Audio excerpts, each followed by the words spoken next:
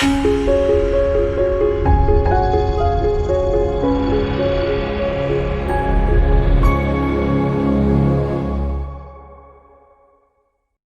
great. Thank you for having me on. I am a certified fitness coach and a licensed registered dietitian operating out of White Plains, Westchester County in New York. And my shtick is helping my clients improve the way they view themselves, improve their body, resilience, and health with personalized and practical fitness coaching. The real foundation on which I base my coaching and helping my clients feel better about themselves is through empowering, educating, and encouraging. Empowering in the sense of I act as an advisor for my clients to help them make the best decisions possible so that they're in the driver's seat of making healthy decisions or decisions that they think is best for them, instead of being in the passenger just taking instructions and orders like maybe how many people conventionally perceive personal trainers. So in that way, I'm a little bit less data driven, numbers driven, and more client centered care. Hopefully that makes sense. And I try to tailor my programs around what my clients want, because I understand as a dietitian the industry is shifting a lot. Whereas before it was a lot about it was more clinically based, meaning your blood markers or your doctor's visit said this, you need to lose weight. And now we're starting to see a shift in the industry, especially with the new generation coming in, me included, where we're really focused on motivational interviewing and client autonomy, where we assume most of the clients we see are very educated. They know a lot about food. They know a lot about their health. They've tried diets before. Maybe they've worked, maybe they haven't worked, and maybe they're frustrated because they somehow can't seem to get the ground underneath them from not moving. So they seek me, maybe they seek me out for additional accountability, a different perspective.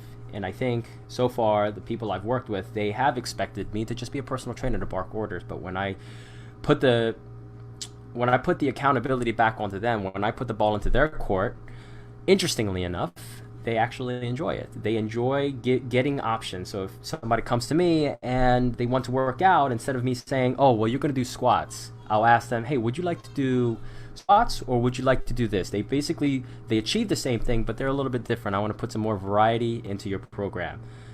They actually like having that option. And I think it helps with accountability. I think it helps with motivation. And for sure, I think it helps with them seeing a better sense of fulfillment. So that's how I approach my coaching. And that's usually how I approach counseling. And I think in large part, that's how I try to approach discussions like this, where I know this is just kind of one way, but I try to make it as interactive as possible by asking rhetorical questions regarding the topics that we're going to be discussing.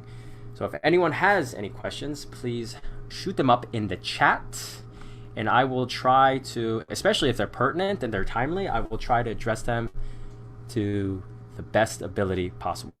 Is my volume okay, Z? Because I know last time my volume wasn't that great. Is it okay now? Yep, we can hear you. Okay, perfect. All right. As Z mentioned, today we are going to talk about food and mood. Food and mood, I like that.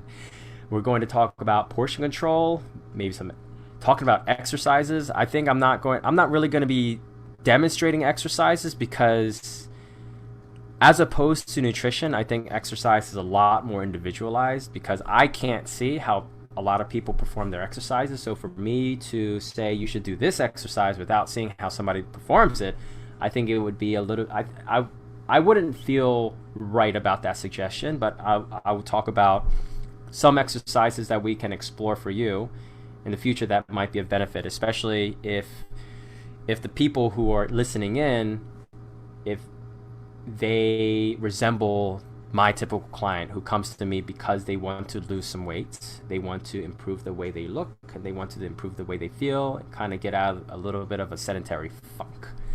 So that's kind of like my typical client. We're going to talk about how we can maybe adjust what we eat and what we do in accordance with daylight savings, because it's getting darker earlier. Are there any things we can do to help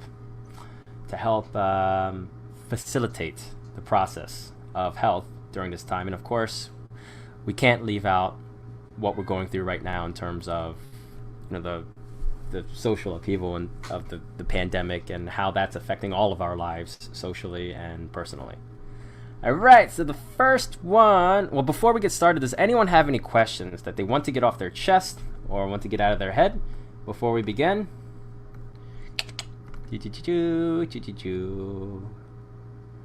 Guess not. I guess not. All right. The first thing we are going to talk about is food and mood. Food and mood. Many people believe that food has a big effect on their mood, and rightfully so, because food does have the potential to have an effect on the mood, whether it's a negative mood or a positive mood. I'm sure when people say, "Oh, I've had a big meal, I feel sleepy, I feel lethargic," or I had certain food and I feel like poop, or I feel so great after having a piece of chocolate. Depending on what we're eating, our moods will be affected. Now, I will say this. When it comes to mood disorders such as anxiety and depression, research it's notoriously inaccurate because it's really difficult to get a sense of what mood somebody is feeling. I mean, how many of us actually can objectively describe what we're feeling? Are we feeling stressed? Are we feeling depressed? Are we anxious? What does that even mean? Because somebody else, your friend, might be anxious, but their level of anxiety or the way they feel anxiety could be very different from you. So researchers have a notoriously monumental task of trying to categorize somebody's subjective feelings about their mood in an objective way and then extrapolating nutrition data to fit those concepts in those categories. So it's really, really difficult, which is why there are so many different questionnaires and analytical models to measure this, which also means that we can't really make any fast and firm recommendations in terms of food and mood. But there are some things that researchers have looked at a little bit more than other foods.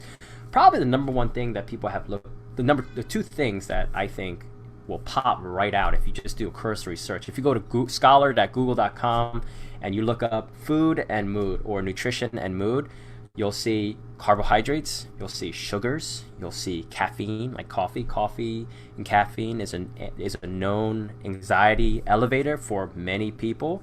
You'll also see chocolate. As a contrary to popular belief, chocolate actually has an anti-anxiolytic effect, meaning it reduces anxiety. You also have proteins, meats, you have vegetables and fruits. Then you also have fish oil, omega-3 fatty acids. So these are all different compounds that researchers have looked at, probably more than any others, that have an effect on the mood. Then of course you have supplementation like kava, and then there's specific amino acids like L-lysine. These are all different supplements and individual compounds that are found in food that science has been able to isolate and then package it up into a supplement formula and then market it to you to have some anti-anxiety, antidepressive effects. Do they work? It's hard to tell because the research is notoriously inaccurate. Again, if anyone has any experience with mood disorders, anxiety and depression, and food and whether and how foods affected your moods, please put them up in the chat and we can talk about it. So I don't want this to feel like, oh, I'm just a monologue. I want this to be as interactive as possible. I'm talking to you, right? I'm not just talking to myself. When we dig into the research, what we find though with the mood disorder is not only do many people have a difficult time pinning down an objective, like a data measurement or a hard measurement of moods, but a lot of people don't remember how they felt after a certain food. So if the questionnaire says, how often do you eat chocolate per month? Many people won't remember how often they eat chocolate. And chocolate is a broad category. Is it milk chocolate? Is it dark chocolate? Is it baker's chocolate? What kind of chocolate? Is it chocolate that's made into a muffin? Is it chocolate, a Hershey bar that I eat after work? And then how did I feel after having that chocolate? It's really difficult to extrapolate this data. But chocolate in general has been shown to have an anti-anxiety effect. Is it because there are particular compounds in chocolate, particular compounds in caffeine or meats or fruits and vegetables? Perhaps there are some vitamins and minerals that have been implicated to reducing anxiety. vitamin C, vitamin D, magnesium, and selenium. These are the 4 big vitamins and minerals. So vitamin C, vitamin D, magnesium, and selenium. These are the big 4 micronutrients, the vitamins and minerals that have been shown to have a positive effect on your mood, which is interesting, right? Because over 80% of Americans are deficient in magnesium. 80% of Americans are deficient in magnesium, and then when the colder months come around, such as winter, we start to dip even lower in magnesium and especially vitamin D, the sunlight hormone. So getting sun, I think a lot of people will know, will improve moods. But magnesium is huge as well because magnesium has a calming effect, and that calming effect can have an anti-anxiety effect. When it comes to selenium, selenium seems to be beneficial because selenium is a big mineral. It's a mineral that is heavily involved in the antioxidant process of the body. So the body naturally creates antioxidants. You don't always have to get antioxidants for fruits and vegetables or vitamin C. If you take selenium and let's say you're not eating the best right now. Let's say you have some weight to lose, you're not active, and you're stressed out a lot. Your body is going to deplete selenium, and it's going to deplete those antioxidants. When you take selenium or you eat foods that are rich in selenium, one Brazil nut per day could meet your selenium needs for the day. So if you eat one Brazil nut per day, you can meet your selenium needs pretty much. But if you don't like Brazil nuts, you can also supplement with selenium. You'll find that your mood might improve if you're in a deficient state because it helps your body fight off inflammation. And inflammation can also contribute to anxiety because inflammation can affect your brain. It can affect your immune system. It can suppress your body's natural, immune boosting abilities. Vitamin C, same thing. Vitamin C is an antioxidant, a lot of people know, but the body can't naturally. Yep, one Brazil nut. I know, right? When I learned that a couple of years ago when in school, I was like, wow, just only one? That's crazy. Because I used to take those mixed nuts and I just used to pop Brazil nuts all the time. I was like, man, I could have just eaten one and saved myself a bunch of money. A bag of Brazil nuts would last you probably half a year. I know. I can eat Brazil nuts they're amazing. They're one of my favorites. Like Brazil nuts, macadamia nuts, pistachios, and cashews are my favorite nuts. Macadamia nuts, I think. Pistachios are particularly amazing for me. Vitamin C, the body cannot naturally create vitamin C. So we need to get them somewhere. Vitamin C it's not absolutely required for survival, but your life will be much better off if you're not deficient in vitamin C. So you can do powdered vitamin C, very cost effective. And so if you're not taking vitamin C right now and you're not eating a lot of fruits and vegetables, taking a vitamin C supplement, powdered vitamin C, if you can't do the pills, is a very efficient and safe way to get your vitamin C levels up. So those are 4. So we got selenium, we got vitamin C, we have magnesium, and we have vitamin D. Oh, you could also supplement with vitamin D depending on. It's really difficult for me to give a personalized recommendation for vitamin D since vitamin D is what's called a fat-soluble vitamin, which means that your body's fat tissue can hold on to vitamin D, which means that there is a toxicity level for vitamin D, meaning you don't want to take too much of vitamin D, otherwise you could experience some undesirable side effects. Nothing too crazy, but just undesirable, something that you want to avoid and you don't really need. There's also this thing called the healthy user effect. I don't know if anyone has ever heard of this before, but it is very ubiquitous in research. And this is something that a lot of researchers try to parse out when they do their research. The healthy user effect is essentially this. When you make a healthy decision, you are more likely to make another healthy decision following that. That's why it's really difficult to isolate how somebody feels after a particular meal or whatever, because a lot of these decisions, they don't happen in a vacuum. Maybe this particular decision was preceded by a good or a bad decision, and then the decision following that will be a good or a bad decision. The healthy user effect also dictates that most people who are recruited for a study to do an evaluation on their mood and nutrition will likely overestimate their ability to recall information. For example, if you're going to get paid to be recruited into a research study and they want to analyze your nutrition. If you're like the average American, you are going to overestimate your positive decisions, meaning you're going to overestimate the number of good decisions and healthy decisions that you make, when in actuality you might not be making as many of those decisions as you thought. And I think that's just human nature, right? But that's the healthy user bias, and that's a very prevalent bias that researchers try to parse out. And I mentioned that because it's almost impossible to make a recommendation without taking that into consideration. Because if you make a good decision, let's say after this talk you got really motivated and you're going to go out for a 20-minute walk, you feel good. Not because the walk itself might have been beneficial, but because you're motivated. You were motivated by me, or you were motivated by this discussion, or you were motivated by something you learned, and you want to go out there and do something good for yourself. But now all of a sudden you're not as depressed, or you're not as anxious. How long does that last? Who knows? But a good bet is to keep doing these actions so that you don't fall back into a depressive or anxious funk. That's why it's really difficult. But again, I'm going to repeat that. Vitamin C, magnesium, vitamin D, and selenium. And of course, many people know if you have a balanced diet, this sounds like such a bland recommendation, but it is. I feel like nutrition has come full circle, where many of us, our ancestors, we knew how to eat pretty well, even before the advent of the food industry, where technology and these innovations, where we were able to come up with preserving methods so that we can save perishable foods, even before they were created, we had an idea of what we needed to eat in order to be healthy, right? Before refrigeration, freezing, microwaving, preserving, smoking, all of these things, we had a good idea of what we needed to eat in order to be healthy.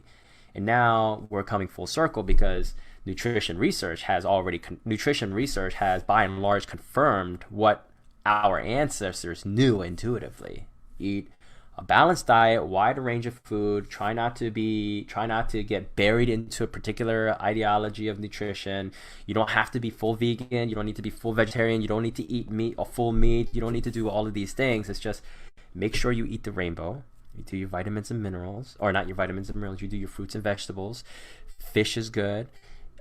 You have healthy carbohydrates like potatoes and rice and legumes and quinoa and oatmeal. Carbohydrates are not evil. Fat sources like butter and full-fat yogurt are not evil. Everything in moderation. Too much of one thing, too much of anything can be bad. Everything has a relative health effect though, right? So if you have a lot of broccoli, that's not going to be as detrimental as if you have a lot of Twinkies or Ho-Hos. Everything has a relative health effect, but you want to make sure you're eating as many foods as possible that are found in their natural state, as little processed possible. And you don't want to eat out of the freezer aisle. You don't want to eat out of boxes too much. I mean, these are all pretty straightforward, cookie cutter recommendation. What people need help on is making sure that they're not falling victim consciously or unconsciously to diet culture, which is the media, social media, advertising, for-profit companies who make a lot of money off of you being unhealthy.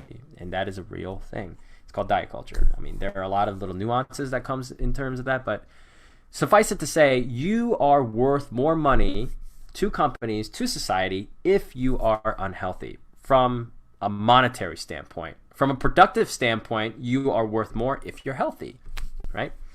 And I'm sure a lot of people knew that. And I'm not here trying to shame or guilt anyone. I think this is, if we look at the historical context, that's just how it is.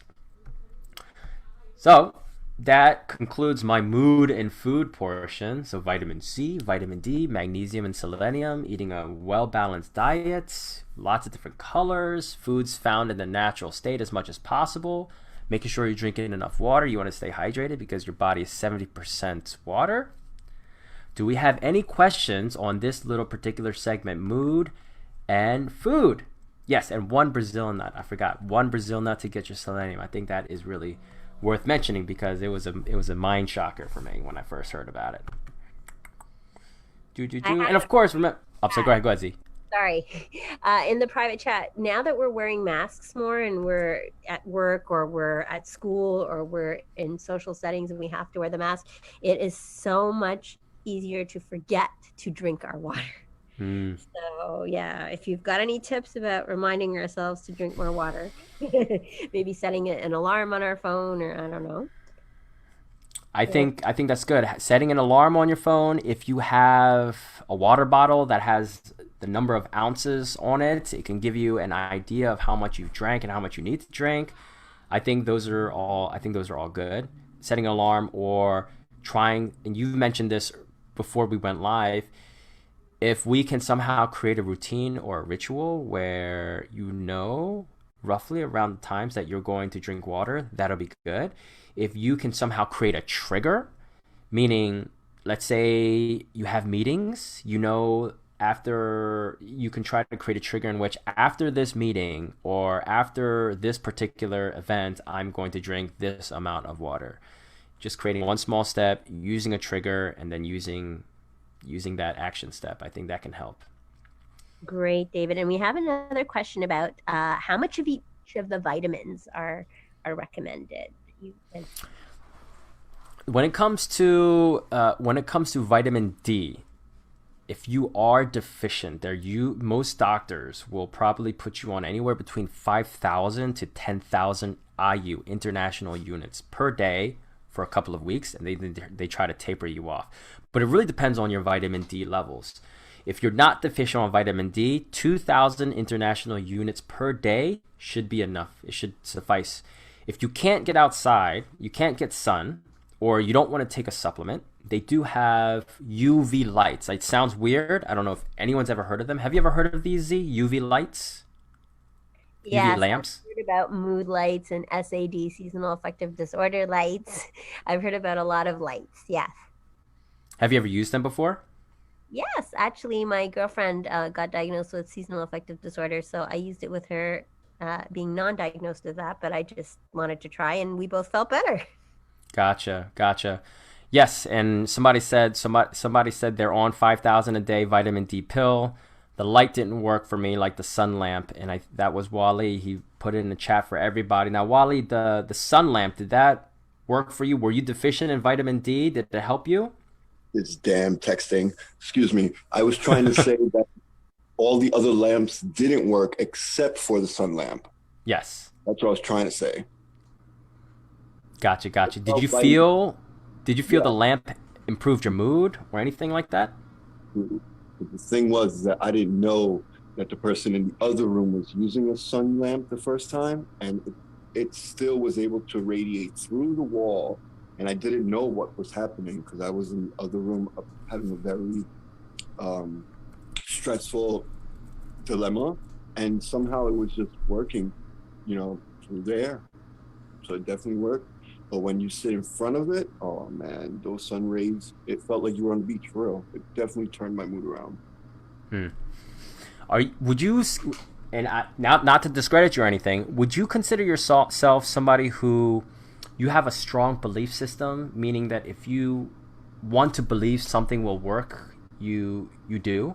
Or do you just try to take things as objectively as possible and try not to attach any strong beliefs towards anything?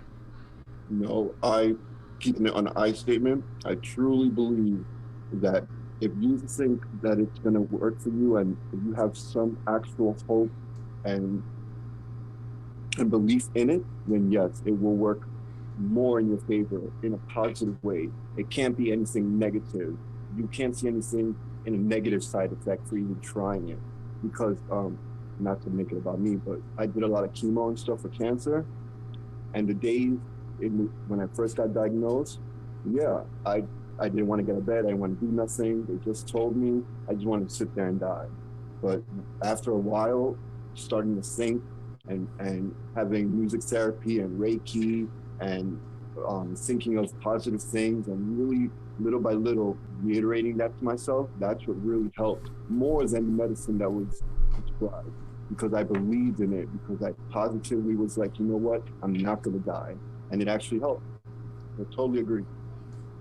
I think you touched on something that could be, I think that could be generalized to a lot of people, right? I know we're talking about food and mood, but I did mention the healthy user effect, where people, when they make a particular decision, they believe they're doing good for themselves, and they're going to be more likely to make better decisions in the future. So, like you, Wally, if somebody believes that eating well is going to improve their mood, then it's going to have a stacking effect, right? When you have positive beliefs, at the very least, you're probably going to be less stressed and less anxious. You know, there's that saying, fake it till you make it. I mean, of course, there's a certain amount that you want to fake. You don't want to fake your whole life, right? You don't want to fake your whole life, but you want to pick and choose what you fake. So if you fake being positive about your nutrition, you're going to, and there's a lot of research showing that positivity and smiling and things like that, even if it doesn't lift positive hormones, the beneficial hormones, it won't increase the levels of negative and stress-inducing hormones. That's a plus, right? Especially if somebody's already stressed out. And then if you eat well, you're giving your body a fighting chance. So you're stacking two beneficial effects. You got a placebo effect, which is very real. It's been shown in research to be very valid. Not in every case, but especially in cancer research like you, Wally, you're an N1 that's been successful. It works. And then eating well obviously works too. So thank you for sharing your experience, bud. We have another question in the chat about a doctor giving 1,000 IU per day of vitamin D, and the question is it okay to take more during the winter? It could be okay to take more during the winter if you're on the low normal side, because there's a range of normal. If you're on the low normal, you could take a little bit more, and you won't. 1,000 IU isn't going to put anyone over the edge unless they're. I mean, I've known people. I've never recommended it, but I've known people who took 50,000 IUs per day, and for the very short term because they were extremely deficient. But 1,000 IU isn't going. If you go up to 2,000 IU, I don't think it's going to make a difference either way. To tell you the truth, hopefully that answered your question. But it really depends on where you are in terms of that spectrum. All right. Well, if this person decides to get back to me, because it's showing up as iPhone on my chat, if this person decides to get back to me with a follow-up question, maybe we can address it later. But let's move forward. Yeah, thank you for the questions. I hope that little section was beneficial for you. Next one we're going to talk about portion control. Hopefully I'm not boring people. Hopefully I'm engaging and entertaining enough. We have a follow-up. Does normal blood work show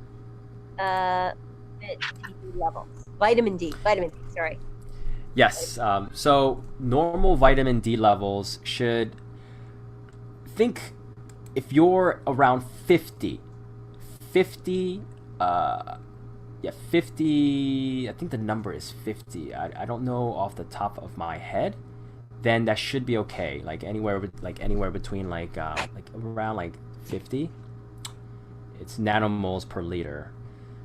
Then it should be okay. If you're under 50, if you're like around 20, then that's pretty low. Or if you're around 20 to 30, that's pretty low.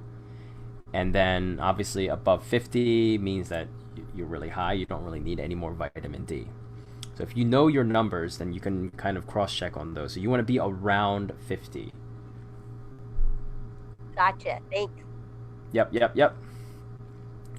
Okay, so hopefully I'm entertaining enough. Do you think I'm okay, Z? Am I entertaining, engaging enough? Am I boring people? You think people are falling asleep? No, we got thumbs up from people here. Sweet.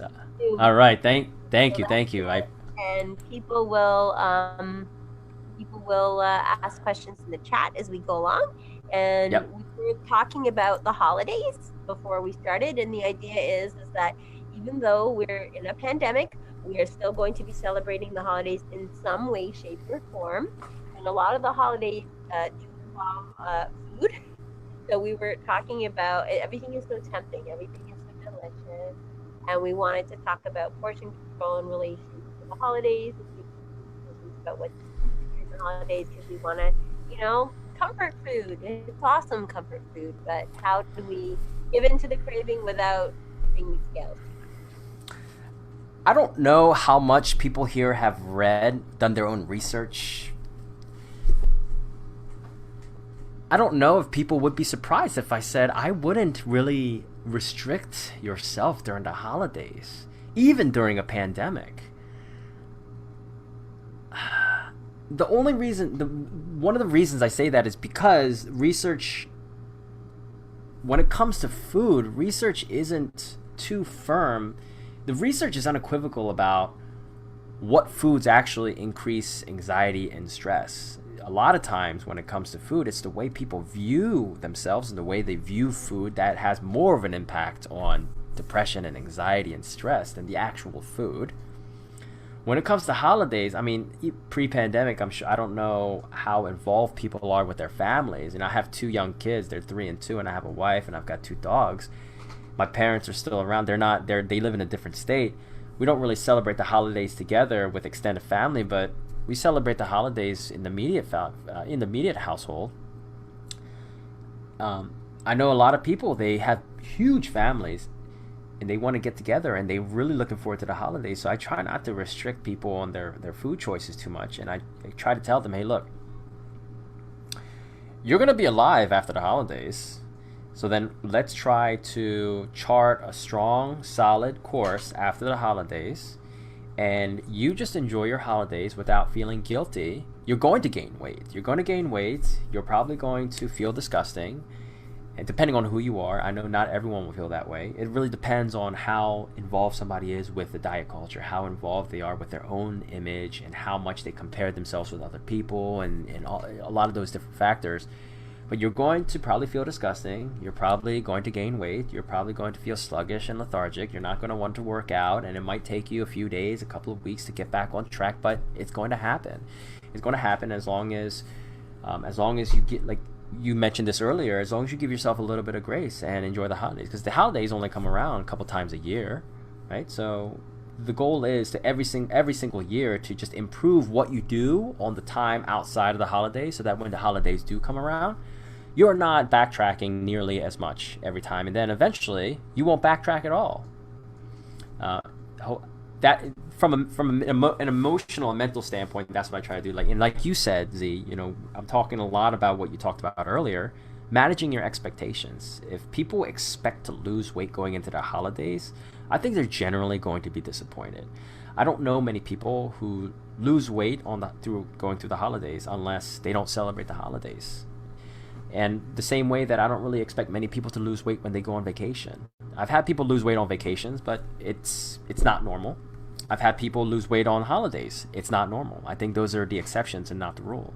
So I think if you give yourself a little bit of grace and understand that, the holidays are for there to enjoy time for yourself, whether it's with family or in solitude, just trying to take a break from everything, because you almost, depending on where you are, you almost have no choice but to take a break. Businesses are shut down, and then especially in this case, you got the pandemic, and then try to get back on track afterwards. In the chat, we had a comment, probably anything we could make ourselves in our kitchens for the holidays would be better for us than the things that we would get out of packages or plastic bags, including using fresh butter and nuts like you were mentioning earlier, so baking and without preservatives and without all those additives. I think that's great, Mary. That's a great suggestion. If people can somehow, if people have the gumption to cook, I think that's a fantastic option. It could be even simple. I think it really depends, and that's something that I talk to my clients about. Like, what's your cooking acumen like? Do you know how to cook? Do you know how to turn on the oven? Do you know how to turn on the grill? Do you know how to pan fry something? Do you know how to marinate something? Do you know how to make a sauce? Do you know how to braise? Do you know how to anything of that nature? And a lot of times, I recommend my clients to get either an Instant Pot or an air fryer, especially if they're either short on time or they're short on cooking knowledge. And then, so I think those are good ways to add a little bit more versatility to your kitchen without increasing intellectual demand. But fresh butter, nuts are good. If you can avoid if you can avoid like the heavily processed stuff, that's good. And even some foods that come in plastic bags and boxes, they're in cans. They're single ingredient stuff too. Like for example, pumpkin. I don't know how much people like pumpkin. Sweet potatoes, canned sweet potatoes, canned pumpkins, not the pumpkin filling and not the candied yams, not that stuff. I know those things are really delicious, but you can get pumpkins and sweet potatoes that are just pumpkin and sweet potatoes in the can. You can get frozen vegetables. Frozen vegetables have, in some analysis, been shown to have more nutrient value than fresh vegetables, depending on where they're coming from, right? Because if you have broccoli coming up from Mexico, then you can assume that the travel time would take away some of the nutrients, since the broccoli is kind of sitting in a truck for a while. So we got that. And Mary did ask a question to me, and I think I'm going to address it in a little bit. Yes, and the enjoyment of the creative process is good for us too. Absolutely, absolutely. So for me, I am not a terribly creative person. I know the basics of cooking, but if you ask me, hey, can you make this? Can you make this without looking at a recipe? I'm like, even if you point a gun to my head, I probably won't do it. I probably couldn't do it. Not won't do it, but I probably couldn't do it. I rely on recipes a lot. I know that's crazy for a dietitian to say, because most dietitians I went through school with, they are whizzes in the kitchen. It actually put me to shame. I felt really bad. But I mean, no matter how hard I try, I'm just not creative. I try, and I often find when I follow a recipe, it comes out better than if I was to go off my own. If somebody wants a cookbook recommendation, the top recommendation that I think off the top of my head, especially if somebody's trying to live a healthier lifestyle, if they don't know anything, I like Skinny Taste by Gina Homolka. She has 4 or 5 cookbooks out now. Her original, the Skinny Taste cookbook. She has a blog too. If you look up Skinny Taste, she has a very robust blog where all the recipes that are found in her cookbooks are on her blog. I think she lays out all the recipes, either gluten-free, low-fat, things like that. She cooks, she does vegetarian, she does vegan, she does fish, she does everything. She does air fryer, she does Instant Pot, slow cooker, pressure cooker. It's really good. And a lot of those recipes are very simple. You don't have to go scouring to the corners of the earth to find the ingredients. Just check out Skinny Taste if you need a little bit of inspiration, or if you don't have the intellectual ability or creative ability in the kitchen. Gina, J-I-N-A. Yeah, I'm gonna put it right in the chat. G-I-N-A, Homolka. Gina Homolka. That's how you spell her name. 99.9% sure. Oh, look at that, Z. I'm selling the library right now. Yes, we do have some of her cookbooks at YPL, and we're a 38 library system, so we're happy to put things on interlibrary loan for you as well. So if anybody has a library card, you can put them on hold and check them out. Woohoo! Nice. Look at that, man. If I have a positive effect on just one person in this discussion, man, you made my day. I can go to sleep soundly. All right, so the next one we're gonna talk a little bit more about portion control. This is a common thing that I learned throughout my schooling in dietetics, and as I mentioned earlier, a lot of dietitians are clinically trained, meaning that we're trained to look at clinical patients who come to us. Either they have an eating disorder, they have heart disease or heart failure, kidney disease, diabetes, hypertension. We're trained to look at those markers. So a lot of dietitians are not trained to look at, well, how do we help a regular person lose weight? Maybe they don't have any aberrant blood markers, but they have 25 extra pounds and they want to lose weight because they want to feel better about themselves. What do we do? What kind of recommendation can we give to these types of people? And one of the most common things is looking at the size of the plates. I don't know how many people use really, really big plates. But I grew up in Maryland, and I was always encouraged to clean my plate. I was part of the Clean Plate Club. Whatever was on my plate, I have to clean it out. I have to eat all of it, because I was made to feel that if I don't eat it, there's a starving kid somewhere in Africa who would kill to have the food. So I was always made to feel guilty not to waste a crumb.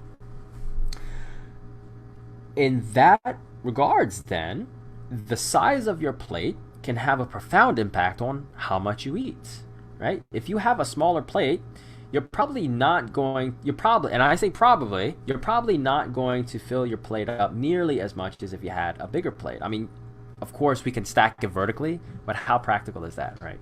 It could be practical depending on how creative you can be. But for the most part, I think a sound recommendation is if you want to control your portions without trying to think about controlling your portions as much, try to go for smaller plates. Hopefully that can help. Yes. Oh, okay. Liz was saying, we got a nice little chat going on. Okay. So we have different questions, and we're gonna run through them at the end. All right. Next one is, this is not for everybody. I don't know how many people of you have or ever heard of a kitchen scale. And if you're not a data-driven person, if you don't like looking at numbers, then a kitchen scale might not be for you. But I have not found a better tool in terms of teaching somebody how to eat, giving them autonomy and empowering them to make better decisions than a kitchen scale. You can get a kitchen scale from Amazon. There's a kitchen scale called Ozeri, Ozeri, and I'm not an affiliate. I don't get any money if you purchase any of these products that I'm suggesting. These are the products that I have used personally and I've suggested to my other clients. I think it's like $15. And you put your food on it and it measures it. It gives you grams and ounces on how much a food weighs, and then using that you can decide, well, how much am I eating? And if you want to take it the step further, you can then go on to nutrition websites, nutrition fact websites that give you how many calories, proteins, fats, and carbohydrates are in that particular measurement of food. Yes, there we go. Liz has it. She says it's awesome and so accurate. I love it. I even weigh things that are not food. For example, I just got these toys for my kids where it's an egg, and you put the egg in the water and it hatches. So then it inflates with water, and then every single day I weigh this dinosaur that comes out of the egg to see how much water it's lost. Okay, this stupid side story, but it's great. Ozeri is great. And the reason I bring it up is when one particular story, I once had a client who, she would always eat peanut butter, and she would take it by the tablespoon. And the tablespoon, if you look at the nutrition label of the peanut butter jar, a serving is 2 tablespoons, right? 2 tablespoons. But I don't know if you've looked at how much somebody will scoop in a tablespoon, right? Because a flat tablespoon is very different than a rounded tablespoon, right? So what the kitchen scale can do for you is, instead of giving you the measurement in terms of tablespoon, so we don't have to worry on how deep your scoop is, you can put it on the kitchen scale and see that a serving size for peanut butter is 2 tablespoons or 30 grams. 30 grams of peanut butter will give you this amount of calories, this amount of fat, carbohydrates, and protein. So you don't have to worry about, well, am I doing a flat tablespoon or am I doing a rounded tablespoon? That could save you hundreds of calories per day, probably won't have any effect on your hunger, and it'll help you lose weight.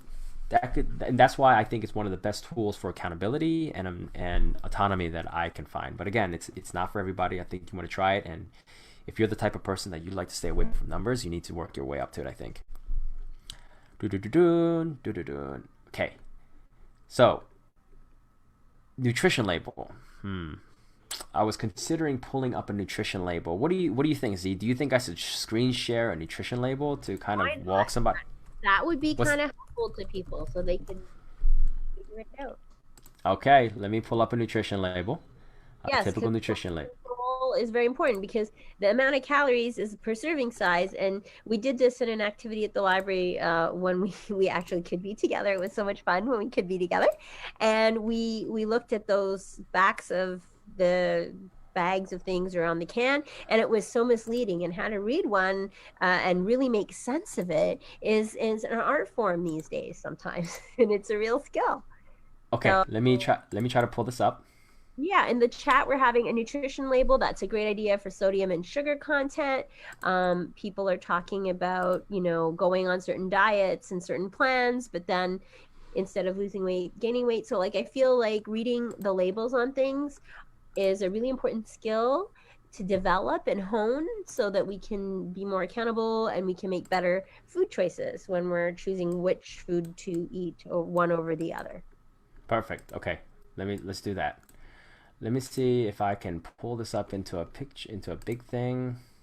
That was Okay. great. And I know that there are more questions in the chat, but we will discuss those questions later because we want to keep the flow going. But we're not ignoring the questions in the chat. We're just gonna put them for a little later. Gotcha. Oh, and Wally, that's actually a different client. Just goes to show you that a lot of people love nut butters. that was somebody different. Okay, let's go ahead. Oh, hey, Marianne. I guess you joined a little bit later. Yes. Okay. Popping in and out. Oh, okay. So it says that you've disabled participant screen sharing.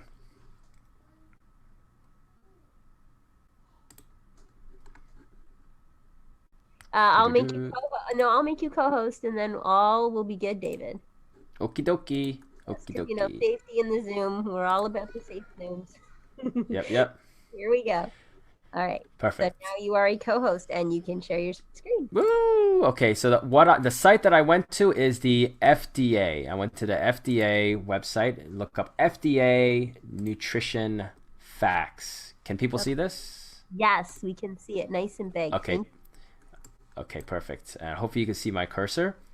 So I'm just gonna show this nutrition label, and I hope I'm not going to be too redundant, and the people are going to find a lot of value out of reading a nutrition label. So it says it's a sample label for frozen lasagna, and the frozen lasagna. Whenever you look at a nutrition label, it only gives you the nutrition facts for one serving, but in this case, there are 4 servings in this box. So 4 servings in this box, and the numbers here are only for 1 serving. So if you want to figure out how much nutrition is in a box, you would have to multiply all these numbers by 4. So the whole box doesn't contain 280 calories. The whole box contains 1120, 280 times 4. I think that's it, 1120. And then the serving size here, it gives you in terms of volumetric measurement, like 1 cup. And this is where I think the kitchen scale can be extremely useful, because 1 cup is really hard to determine, especially if it's frozen lasagna. Because is the frozen lasagna defrosted? Is it still frozen? Because if it's frozen, it's going to, and you use a cup, it's actually going to take up more volume since it doesn't conform to the shape of the inside of the cup. So that's why I think it's beneficial to take the kitchen scale and measure and weigh out 227 grams.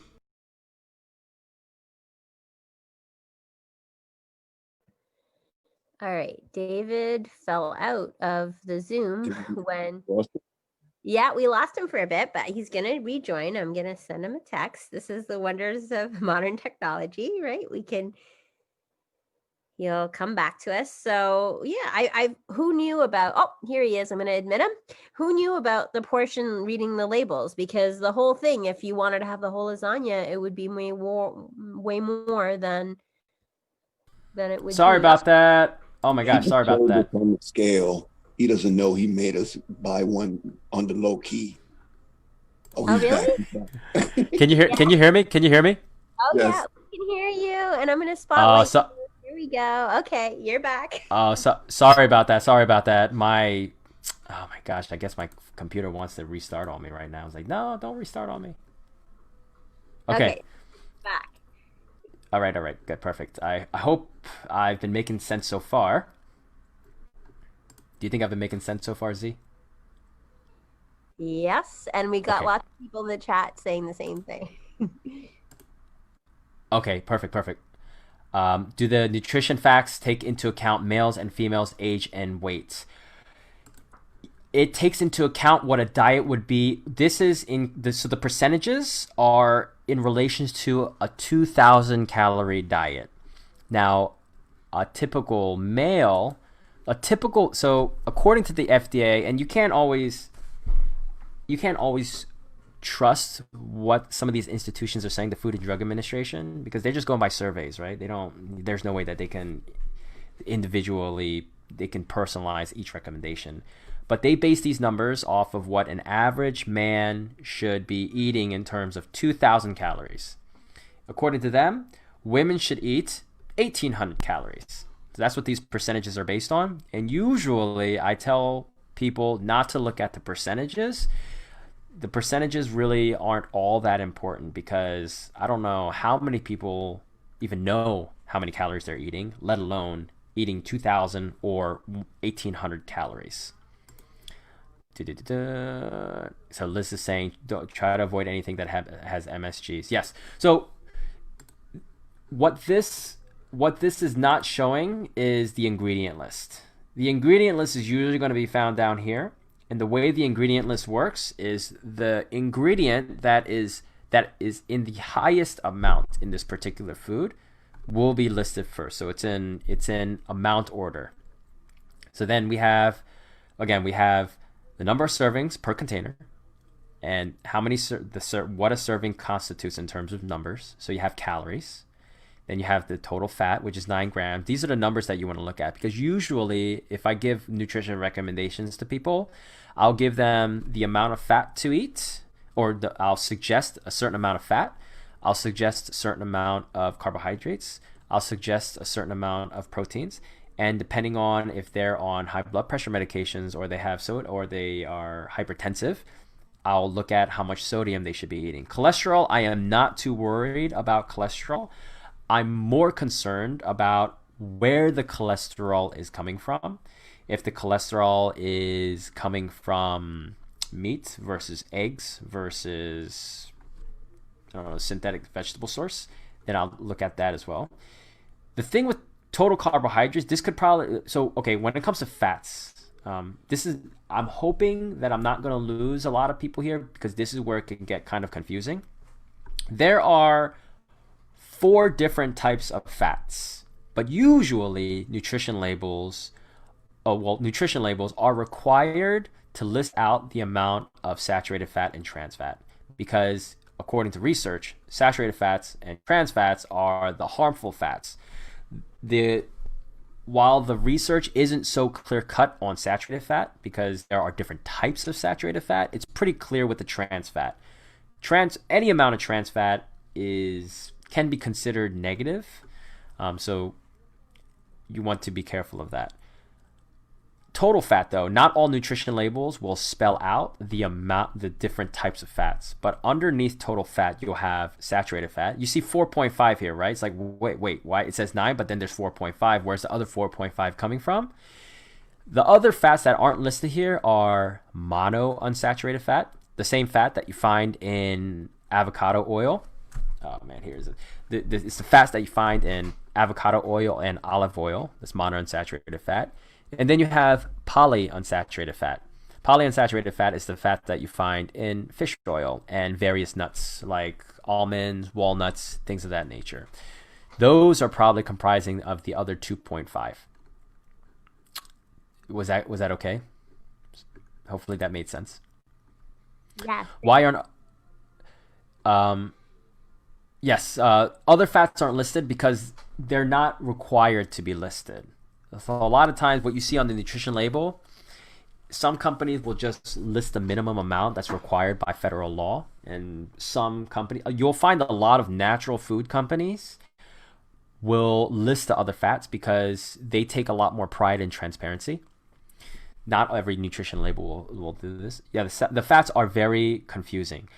I think really at the end of the day, you want to look at, I think if you look at, over time you learn what the actual food is, and then if you look at the fat, you can probably come to a good conclusion as to if that food is healthy or not, even regardless of how much saturated, polyunsaturated, monounsaturated fats are there. For example, olive oil, 1 tablespoon of olive oil will have 14 grams of fat, and almost none of it is saturated fat, because over 90% of it is the monounsaturated fat. That you won't even need to know if that's going to be healthy or not, because for the most part, you know it's going to be healthy. But there are some other foods, like for example, the frozen lasagna. This fat, it's not that the fat itself is dangerous. it's the combination of everything else that could be potentially harmful. If we go down the list, we have the total fat, and then we also have the level of sodium. For somebody who has high blood pressure, this could be problematic because there's over a third of your recommended daily allowance of sodium in one serving. So if you eat the whole thing, you're 100% over your sodium requirements. And of course, the sodium requirements for somebody who's hypertensive is I think it's about like it's either 1,800 milligrams or 2,400 milligrams, depending on what your doctor has you on, and depending on how severe your hypertension is. Total carbohydrates, 34 grams, which can be considered a lot. It's not that much. And then of course you have protein, which is 15 grams. Carbohydrates is actually a little bit more. Carbohydrates, I would say, is more confusing than fats. And hopefully I'm not gonna lose anyone here. If I didn't lose anyone on fats, hopefully I'm not gonna lose anyone on carbohydrates. So again, you have this number. It says 34, but then you have dietary fiber, which is 4. And sugars, which is 6. So if you add these two up, it says 10. It's 10 grams. So where does the other 24 grams come from? So there are different types of carbohydrates. The main types of carbohydrates are starch. Starch is what you find in pasta. Since this is lasagna, you're going to find pasta. They're not required to list out the amount of starches in a nutrition label. So you can imagine, you could probably imagine that the other 24 grams is coming from the starch found in pasta. So you have starch, then you have fiber, and then you have sugars. Those are the 3 main types of carbohydrates that are going to make up this total carbohydrate number. Dietary fiber is what you're going to find in oatmeal, in vegetables. So the dietary fiber here is probably from the tomatoes. And if it has spinach or other vegetables, it's probably from there, but it's probably from the tomatoes or mushrooms or whatever type of lasagna is found in this thing. And then the sugars are also probably from the tomatoes because since tomato is considered a fruit, it's going to contain sugar. But it has no zero added sugar. Now, this is something that is new. It's been around for less than a decade. So a lot of nutrition labels are adding how much added sugar is in the particular food. And in this case, 0 added sugar, which is pretty good. Like, they're not adding table sugar or processed sugars or anything like that. And then, of course, protein is self-explanatory. It doesn't really need to be broken down. The protein is probably coming from either meats or the cheese that's found in the lasagna. And then down here, so nutrition labels are only really required to list 4 vitamins and minerals. Usually it's vitamin D, it's calcium, and it's iron, and most of the time it's vitamin A. Sometimes they put in potassium, but potassium is not necessary to put down. But vitamin D, calcium, and iron, and vitamin A are usually the big 4 that most nutrition labels will put in. But this one decided not to put in vitamin A and put it in potassium. That's our nutrition label. Was that okay? Thumbs up. Okay, that was okay. What do you think, Z? Was that all right? I'm getting some feedback. Yep. Okay. Wally, you answered the question about that Wally asked, so that was good. Perfect. Yeah, nutrition label. It takes a little bit of getting used to, but over time you definitely will get the hang of it. Okay, so that's what I wanted to talk about in terms of portion control. Z and participants, do you feel that there's anything else I should talk about or I should cover? I'm giving people a couple of seconds to type or Sure. Yeah.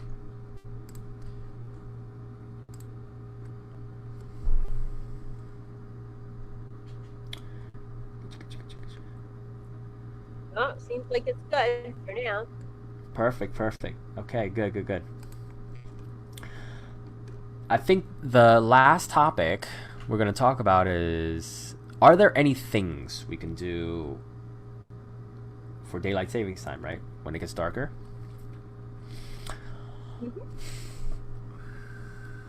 I don't think there is really any particular outstanding thing that we can do to combat daylight savings time that we wouldn't do if it wasn't daylight savings time.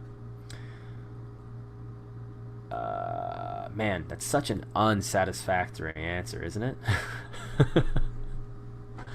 Well, some people try to get up a little earlier, Yeah. take advantage of the natural light, but it's hard. It's really really difficult. I've never really had to make any specific recommendations around surrounding daylight savings time in my 10 years being a personal trainer. I don't know if it's because the recommendations, they don't really need to be changed, or I'm just ignorant to any recommendations. I mean, this Well, is it's an the area. leaning forward and the falling back. So yeah. Yeah, I'm just like I don't know, like I don't know, like I felt like it was one of those things. Healthy lifestyle recommendations during, say, like savings time. I felt like it was one of those things that I don't know. It was, if it's not broke, don't fix it, because people, I think if they were consistent with a healthy lifestyle, they would see results regardless of if it's 1 hour later or earlier. That's just me. I don't want to be. I'm not trying to sound arrogant or anything like that. I think that was just my mindset around it. But for sure, I want to mention exercise. And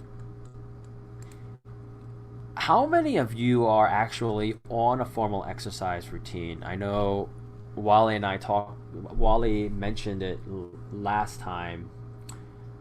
But how many of you are, even before the pandemic, were going to the gym regularly? Maybe you were doing something a little bit more than walking or going on the treadmill. Let's say you were lifting weights or doing various body weight exercises. How many of you were actually, okay, cool, Sumi was, so Muno says only walking. So for many people, and this is what Z and I talked about, yeah, not regularly. Exercise is hard.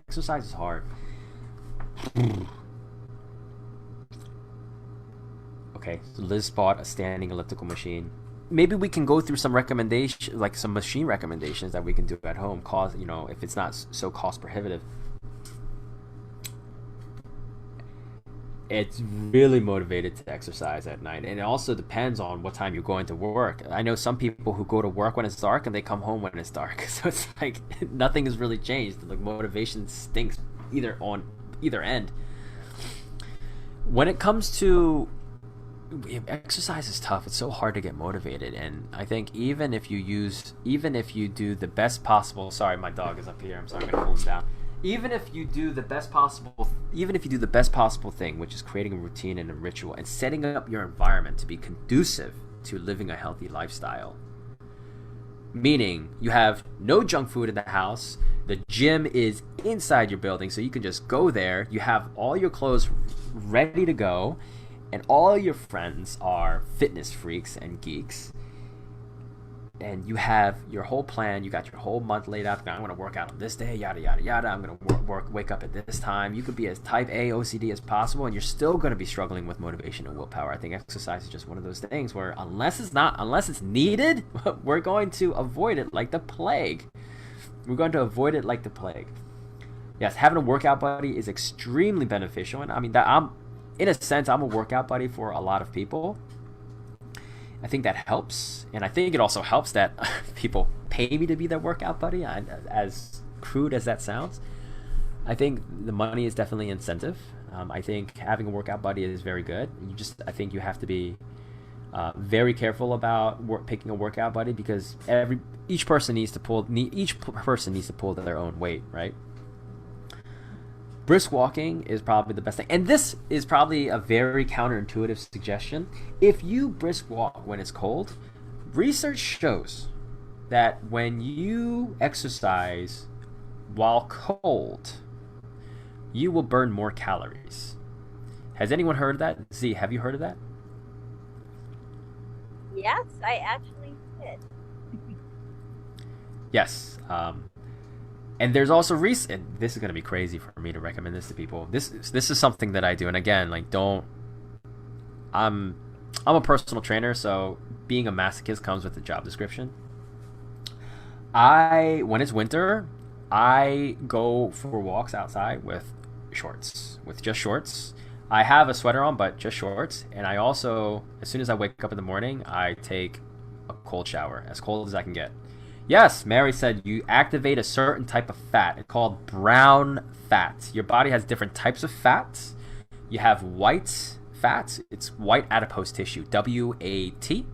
And that is generally the inactive type of fat. That's the fatty fat that you get that's really not too productive. It's good for insulation. It keeps you warm. If you have too much of it, it can be a burden.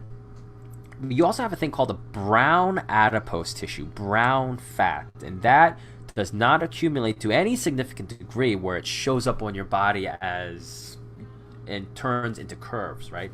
It doesn't accumulate to any significant degree where you can tell on your body, because a lot of times it's found around your muscle and within your muscle.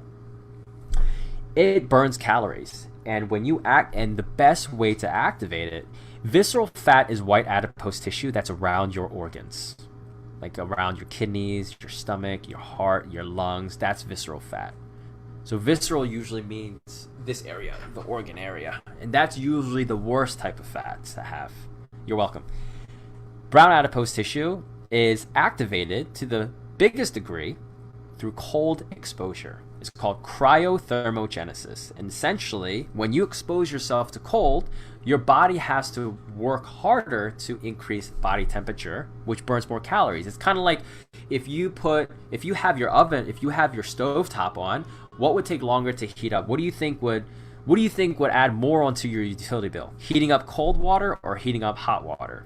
I mean, that's pretty self-explanatory. The body works the same way. If you expose your body to cold water, most people will. It's really difficult to tell because research can't determine exactly how much, because everyone has different levels of brown adipose tissue in their body, but most people will burn more calories when they expose themselves to cold on a regular basis. Yes, so Sumi said something really interesting. This is why some spas have hot tubs next to ice cold pools. Jump in and out of both. That method is called contrasting. You jump out of cold, you jump out of hot, and you switch on and off. This is a recommendation that I give to my clients after working out. If you can tolerate it, take contrast showers. Hot shower, cold shower. As cold as you can tolerate and as hot as you can tolerate at a ratio of 3-to-1. Meaning, for every 20 seconds of cold that you do 60 seconds of hot. What that helps you do, it's not as effective at burning calories or activating your brown adipose tissue as straight cold. If you did your whole shower with cold, you will activate the maximum amount of brown adipose tissue.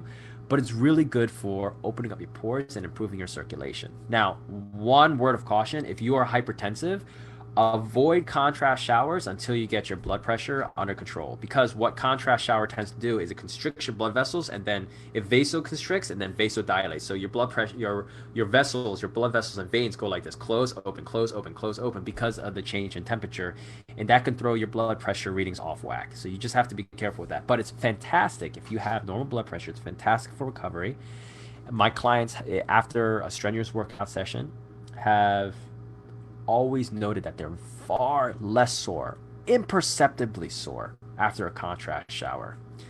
So this can be good for jump-starting your morning. It could be good for doing something, and it could be a good way for you to start graduating into cold exposure.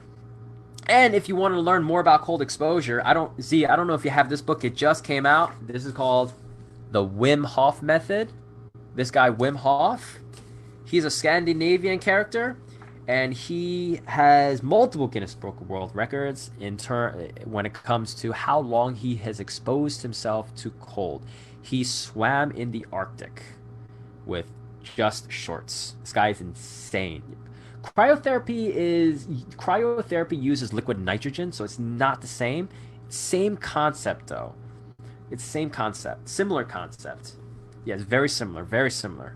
But I would say that cryothermogenesis using cold exposure by activation, because cryotherapy does not activate brown adipose tissue, because cryotherapy is generally more localized. But if you can get a hold of this book, The Wim Hof Method, it teaches you a lot about cold exposure. I've been to a seminar years ago. The guy is crazy. Um, but cold exposure, taking ice baths, has been around for centuries, right? Because I mean, we didn't have heated water forever, right? Like back in the day, we had to heat up water using fire.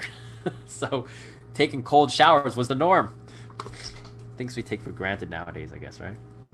I looked it up, and the Westchester Library System has the Wim Hof Method, Activate Your Full Human Potential, and also the other book that he wrote, The Way of the Iceman, How the Wim Hof Method Creates Radiant Long-Term Health Using the Science and Secrets of Breath Control, Cold Training, and Commitment. Yep. This guy's fantastic. He's got a strong accent, but if you can get a hold of this, if you go on his YouTube, and you could get almost all the information that he has in the book on his YouTube. If you just look up Wim Hof on YouTube, he has all sorts of lectures, and you could see some of his workshops. It's not the same as seeing it in person, but his book has a lot of his ideas just organized, so it's easier to follow. He gives a bit more rationale in his books, but if you just want to learn about how his breathing technique works in conjunction with the cold exposure, you could just look him up on YouTube, and I think you can get a satisfactory amount of information.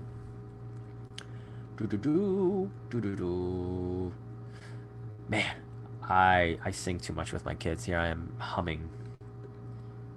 All right. Well, that's mood uplifting, right? We were talking about mood uplifting things today, food and mood. Yeah, exactly. You know, sing in the shower or something. Hum, even if you're a terrible singer like I am. If you're driving, sing. Like no. All right. We're gonna move into just a recap. Maybe not a recap, but just maybe some action steps, because we talked about a lot of stuff today, and I really hope that each and every one of you will walk away with one new piece of information you learned, and that you'll be able to implement, and hopefully make progress towards the type of life that you want for yourself. Again, I'm not going to say towards a healthier lifestyle or whatever. I mean, because that's a given, right? Like everyone has different goals. We're all on different parts of this journey. But action steps, and this list was compiled just before I gave this talk with a short discussion that I had with Z. Number one, try to find a routine or ritual.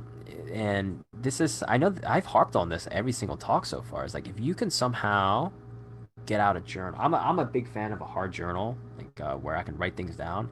If you can somehow get on paper, or more concretely, what your day is going to look like, and try to plan your day as best as you can, I think that'll give you a good shot. One thing that I've noticed with my clients who have higher levels of anxiety than the average person is that they have no idea where their day is going.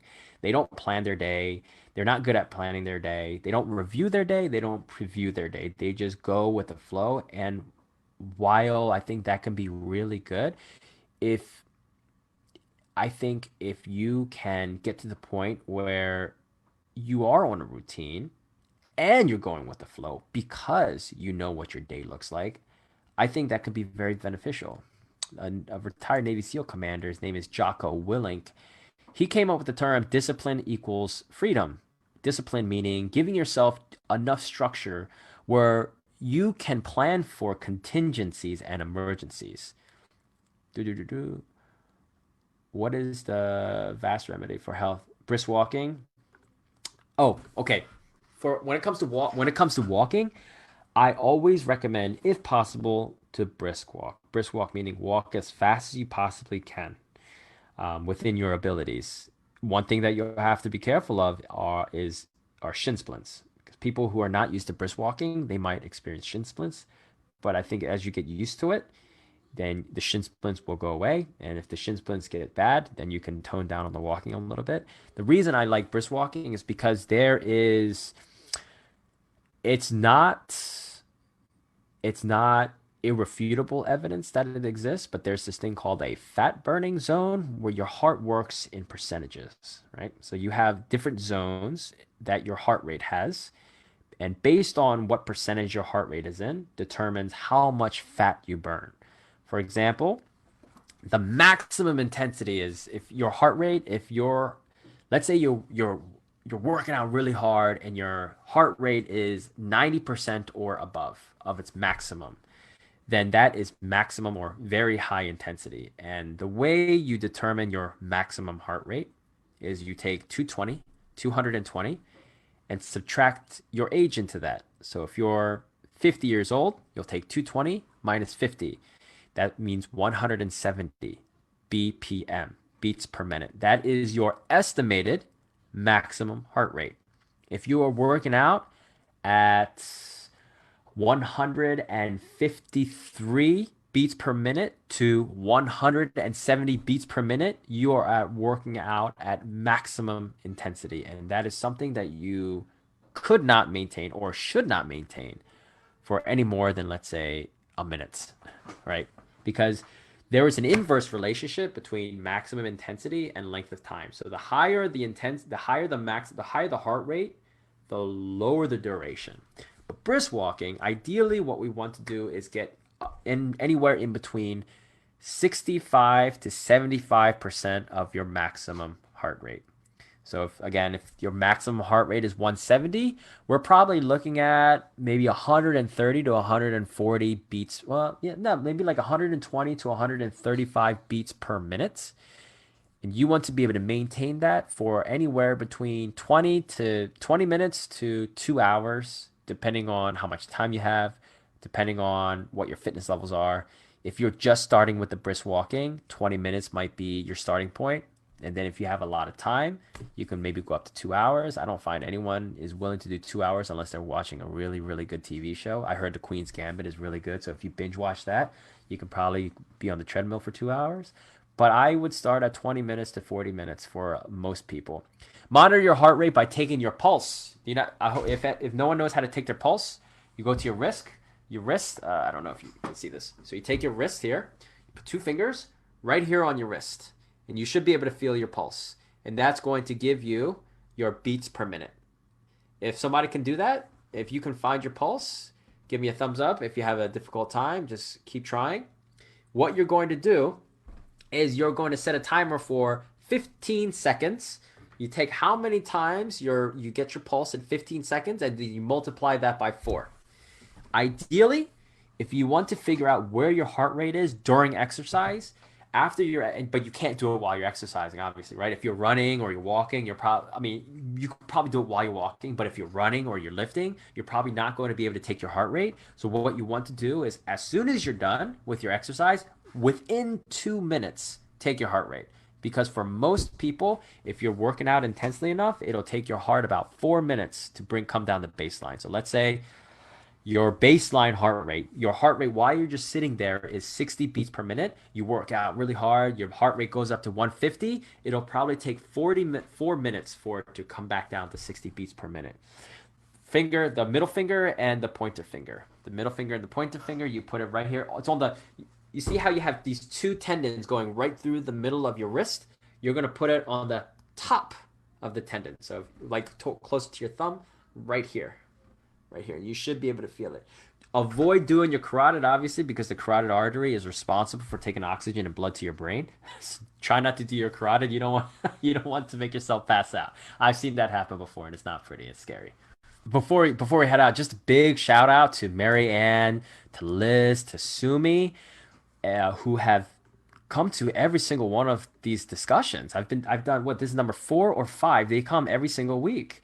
So I really want to thank you. And if I missed you and you've come to every single one and I've missed you, I apologize. Those are the names that pop out right now. And of course, Wally, you came last week, and I know a couple of other people have come a couple times. But just a big shout out to the people who try to come here, who have been with me since I started. And thank you very much for being graceful with your time and your patience and giving me the opportunity to take up time in your schedule.